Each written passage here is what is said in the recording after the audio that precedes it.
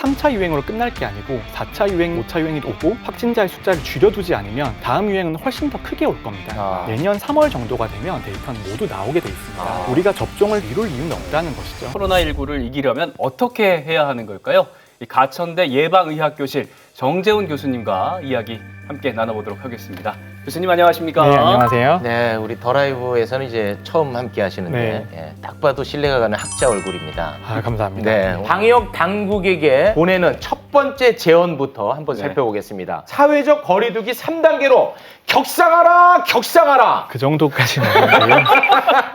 우리가 지금 3차 유행이라고 하잖아요. 그런데 우리가 유행을 가만히 살펴보면 처음에 대구에서 유행이 끝났을 때는 일평균 확진자 숫자가 10명 정도였습니다. 중간에 이태원에서 한번 유행이 있었죠. 그게 끝나고 나면 30명 정도가 됐습니다. 네. 그리고 수도권에서 한번 유행이 있고 나서는 일평균 확진자가 100명 정도로 시작을 했는데요. 예. 11월 중순부터 100명이 200명이 되고 200명이 500명이 됐다가 거의 1000명까지 올라오는 상태가 되었습니다. 그런데 우리가 3차 유행 과정에서 사회적 거리두기를 어떻게 조정했나를 살펴보면 1단계에서 1.5단계, 2단계에서 2.5단계 이런 식으로 점진적으로 올렸고요. 맞습니다. 그리고 적용 시기도 지자체별로 상이한 데다가 어느 정도 기준에 도달했음에도 불구하고 조금 더 며칠 정도의 시간 여유를 뒀었거든요.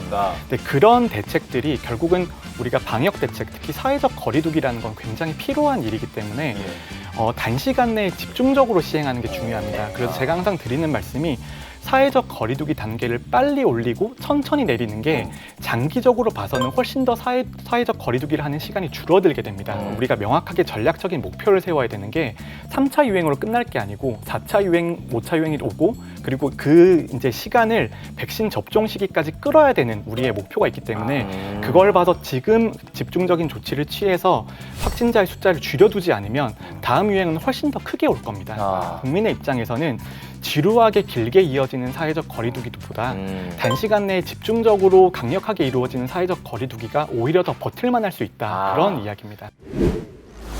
코로나를 이길 수 있는 마지막 제언입니다. 자, 방역 당국에게 보냅니다. 백신 접종 시기를 앞당겨라. 네, 이거는 정말 좀 강하게 말씀드리고 싶은데요. 네, 저도 그렇고 시청자분들도 그렇고 여기 계신 모든 분들이 과거의 세계로 정말 돌아가고 싶으실 겁니다. 맞습니다. 여행도 다니고 식사도 하고 가끔씩 회식도 하는 그런 세상인데요. 그런데 그렇게 돌아갈 수 있는 방법은 지금은 딱 한 가지밖에 없습니다. 집단 면역 수준에 도달하는 건데요. 그런데 우리가 감염을 통해서 집단 면역에 도달하는 건 너무나 위험하고 피해가 크게 자명하기 때문에 지금 백신을 통해서 집단 면역으로 돌아가려고 하고 있습니다. 집단 면역을 형성하려고 하고 있죠.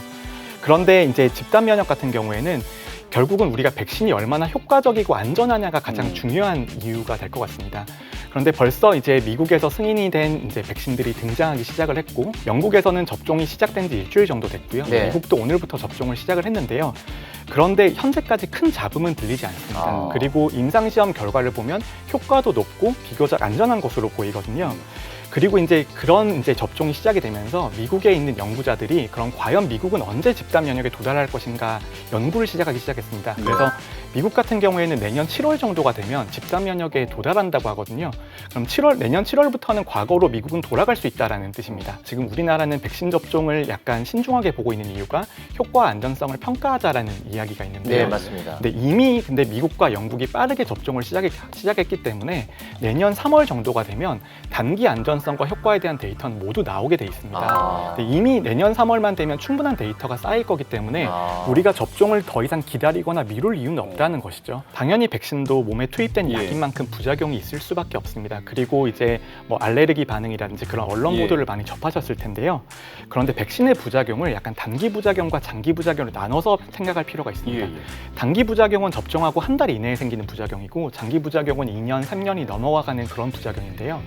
일단 장기 부작용 같은 경우에는 우리가 그렇다고 백신 접종을 2년, 3년 미룰 것이 아니기 때문에 우리의 논의 대상이 아니고 앞으로 추적하고 관찰해야 될 대상인 거고요.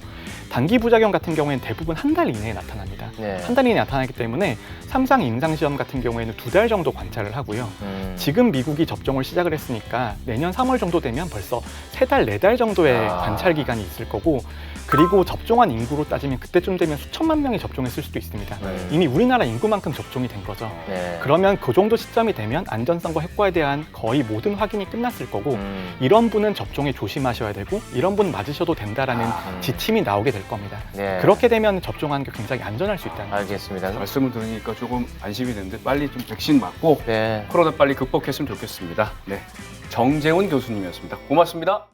Stay